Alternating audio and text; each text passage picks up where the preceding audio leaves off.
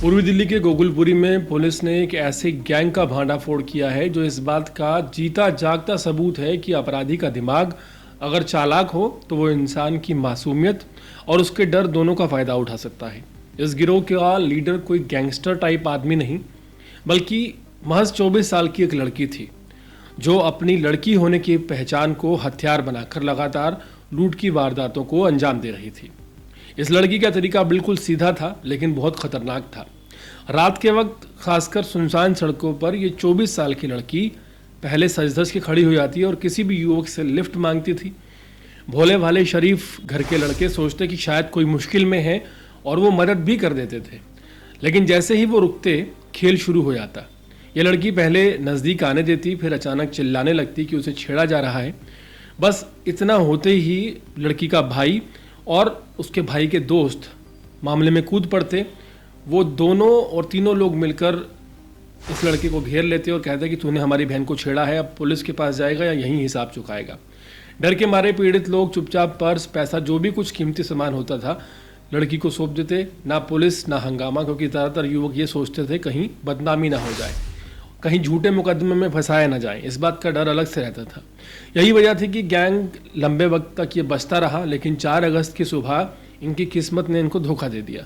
हरियाणा का रहने वाला सरबजीत तड़के हर्ष विहार से गोकुलपुरी की तरफ पैदल जा रहा था। अचानक 2 युवक उसका रास्ता रोक लेते हैं और फिर वही लड़की आती है। तीनों मिलकर सरबजीत के साथ वही नाटक करते हैं, पर्स और 500 रुपये लूट लिए जाते हैं।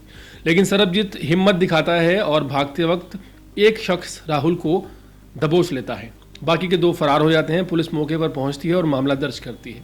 पूछताछ में राहुल ने सारा सच पुलिस को बता दिया। उसकी निशानदेही पर उस लड़की को और उसके एक साथी समीर को भी दबोच लिया गया। पुलिस अब उस लड़की के असली भाई को ढूंढ रही है जो इस गिरोह का अहम हिस्सा है।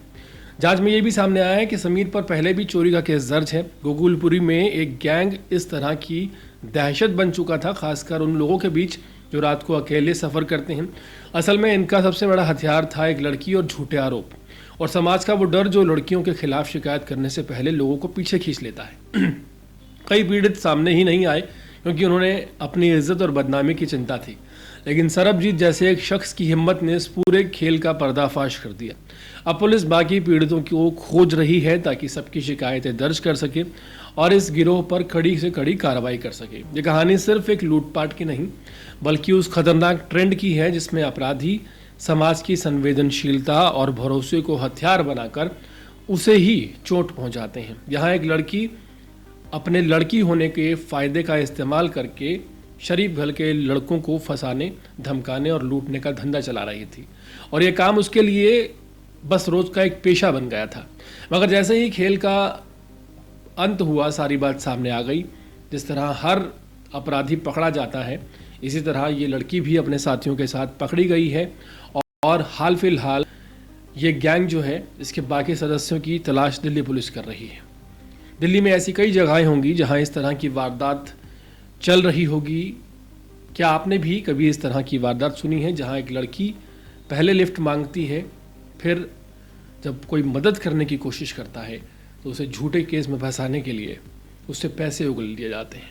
हाल फिलहाल गोकुलपुरी का ये मामला जो है इसे सॉर्ट आउट कर लिया गया है। उम्मीद है कि राजधानी दिल्ली में अलग अलग जगहों पर जहां इस तरह की और भी गैंग चल रहे हैं उन पर भी दिल्ली पुलिस जल्द ही कार्रवाई करेगी।